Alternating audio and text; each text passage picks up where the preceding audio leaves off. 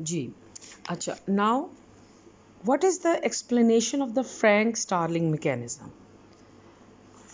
When an extra amount of blood flows into the ventricles, when an extra amount of blood flows into the ventricles, the cardiac muscle is stretched to a greater extent.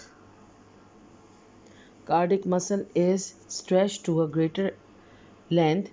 This stretching in turn causes the muscle to contract with increased force because the actin and myosin filaments are brought to a more nearly optimal degree of overlap for force generation. Therefore, the ventricles, because of its increased pumping, automatically pumps the extra blood into the arteries.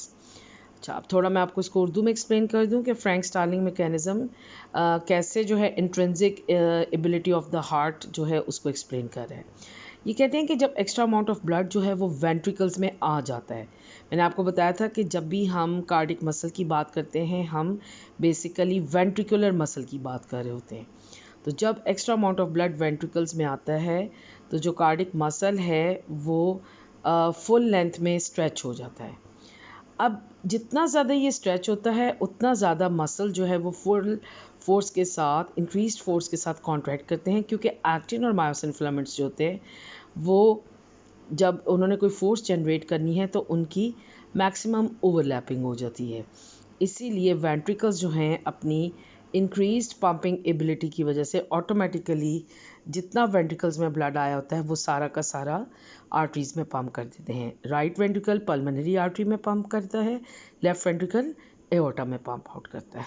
ठीक है, ये जो stretched muscle की ability है कि वो optimal length तक जा सकता है और फोर्स के साथ कॉन्ट्रैक्ट करता है, ये जितने भी स्ट्राइटेड मसल हैं उनकी प्रॉपर्टी भी है। ठीक है, sorry. In addition to the important effect of lengthening the heart muscle, still another factor is there that increases heart pumping when its volume is increased, and that is stretch of the right atrial wall. Stretch of the right atrial wall directly increases the heart rate by 10 to 20%, which also helps increase the amount of blood pumped each minute, although its contribution is much less than that of the Frank Starling mechanism. अच्छा, ये मैं आपको ये बताना इधर ये चाह रही हूँ, उर्दू में थोड़ा एक्सप्लेन कर दूँ कि एक और फैक्टर जो एक तो कार्डिक मसल की लेंथ हो गई, दूसरा जो इम्पॉर्टेंट चीज़ है वो है stretch of the right atrial wall. ठीक है, अगर आप राइट एट्रियल वॉल जो है उसका जो स्ट्रेच है वो डायरेक्टली हार्ट रेट को 10 से 20% इंक्रीज़ कर देता है, और जब हार्ट रेट 10 से 20% इंक्रीज़ होता है तो इससे amount of blood pumped each minute जो है वो भी इंक्रीज़ होती है। लेकिन इसका कंट्रीब्यूशन फ्रैंक स्टार्लिंग मैकेनिज़्म से थोड़ा सा डिफरेंट है।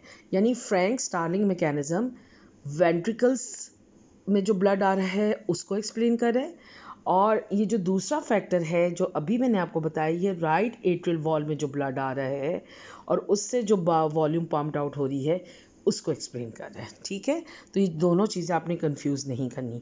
और इस टॉपिक के लिए रेगुलेशन ऑफ हार्ट पंपिंग के लिए आपको गाइटन का जो 13th एडिशन है उसका पेज 119, 120, 121 और 122 यहाँ तक आपने 13th एडिशन से ये सारा पढ़ना है। और उसके बाद आप लोगों ने मुझे जो जूम क्लास होगी नेक्स्ट फ्राइडे को, आई थिंक डेट बनती है 23 या 24 बनती होगी, डेट आई डोंट रिमेंबर, लेकिन फ्राइडे को मेरी जूम क्लास है जिसमें इंटरेक्टिव सेशन हो सकता है, आप क्वेश्चन पूछ सकते हैं और जो मैंने व्हाट्सएप ग्रुप बनाया है उसमें भी पूछ सकते हैं।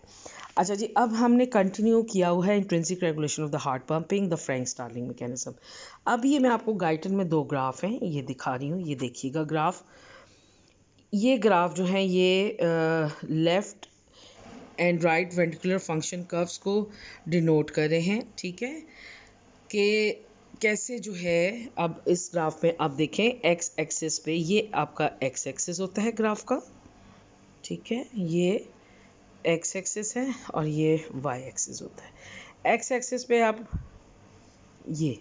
एक्सिस पे आप राइट मीन एट्रियल प्रेशर लेते हो, ठीक है, राइट मीन एट्रियल प्रेशर लेते हो, 10 और 20 मिलीमीटर ऑफ मर्क्यूरी लिया हुआ है, ये राइट एट्रियम का है, ठीक है।